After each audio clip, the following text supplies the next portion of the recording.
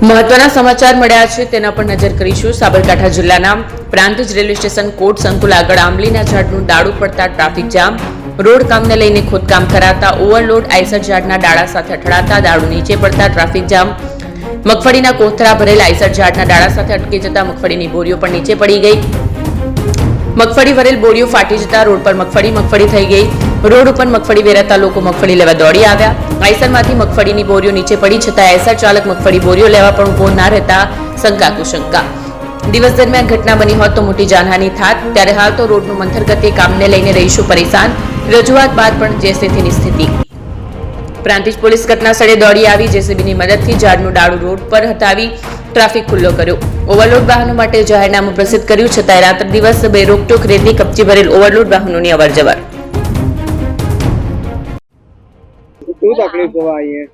અહીં ગાડી 5 વર્ષથી અમે ત્રાહીમામ છીએ આ રસ્તાથી અને મોટા સાધનો અમે ક્યારનો પણ બંધ કરવાનું કીધું પણ કોઈ માનતું નથી। અમે અરજી પણ આપીને 25 વખત અને બધાએ અરજી પણ કરી પણ કોઈ સાંભળતા નથી અને એક્સિડન્ટ પણ એટલા થયા છે, ધૂળ પણ એટલું ઉડે છે અને મોટા સાધનો તો એટલા બધા અમને નડે છે ને અમે બહાર બેસવાના અમે કોઈ લાયક નથી। એટલી બધી ધૂળ ઉઠે, કોઈ પાણી છાંટતા આવતું નથી કે કશું નહીં અને વારે ઘડીએ આ બાજુથી ચાલુ સાધન અમારે જવાની કોઈ એ હોતી નથી અને અમે તો બહુ ત્રાસી ગયા છે। મોટા સાધન તો પહેલા બંધ કરાવો તમે। એક્સિડન્ટ પણ ખૂબ જ થયેલા છે। શું ઘટના બની છે? આ ગાડી ટ્રક જતું હશે અમને તો ખબર નથી અને એકદમથી આવાજ આવ્યો તો બહાર આવ્યા તો એકદમથી જોયું તો ખટારા વાળો તો જતો રહ્યો અને આ ડાળું પડી ગયું। આ તો સારું થયું કે કોઈ હતું નહીં, નકર કોઈ મરી જાય તો એનું તો કોઈ મતલબ જ નથી। કોઈ મરે કે જીવે પણ એ તો જે થતું એ થયા જ કરે છે। એટલે ખાસ કરીને તો મોટા સાધન બંધ કરાવો બસ, બીજું કશું નહીં।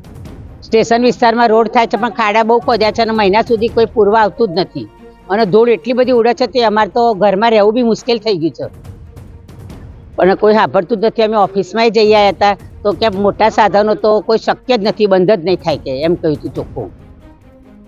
અને અત્યારે શું ઘટના બની? અને પછી આ ઝાડ અત્યારે જે આ ઝાડ પડ્યું છે ત્યાં અમારે તો બધા વીજ વાયરો ચાલુ જ છે અને અમારી બાજુ બી એવું જ છે અને જો એ ઝાડ પડશે ડાળું પડશે ને તો અમારે તો જીવતા વાયરો જ છે એટલે કોઈને નુકસાન થવાનું જ છે। પણ ઝાડ કાપવાની કીધું હતું ને તોય નથી કાપ્યું ને પેલી બાજુ અંદરની એમની ઓફિસના કાપ્યા હતા એ લીમડો અને અમારી બાજુ નતો કાપ્યો એટલે અમારે તો આ બધી સમસ્યા બધી પૂરી થાય તો સારું। ફોન વર્લ્ડ હવે પ્રાંતિજમાં આવી ગયો છે। પ્રાંતિજમાં મોબાઈલ પ્રેમીઓ માટે ખુશીના સમાચાર। ફોન વર્લ્ડ તમારા શહેરમાં શુભારંભ થઈ ગયો છે। Apple, Samsung, Oppo, Vivo, Redmi દરેક કંપનીના નવા અને પોપ્યુલર મોબાઈલ સ્ટોકમાં હાજર।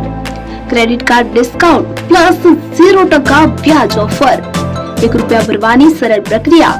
Bajaj finance, IDFC, HPD financial services સાથે 0% વ્યાજે મોબાઈલ લો સરળ હપ્તામાં અને હા, દરેક મોબાઈલ સાથે એસેસરીઝ પણ ઉપલબ્ધ।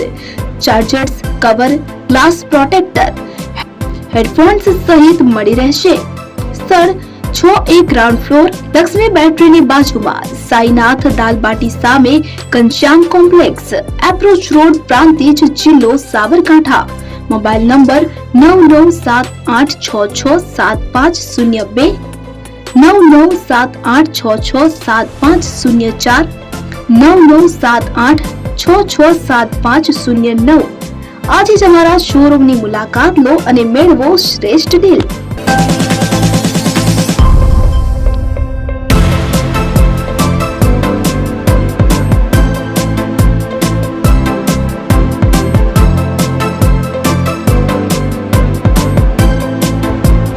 એપી જ્વેલર્સ સાબરકાંઠા અરવલ્લી જિલ્લાનો વિશાળ એકમાત્ર શોરૂમ પ્રાંતિજ ખાતે આવેલ છે।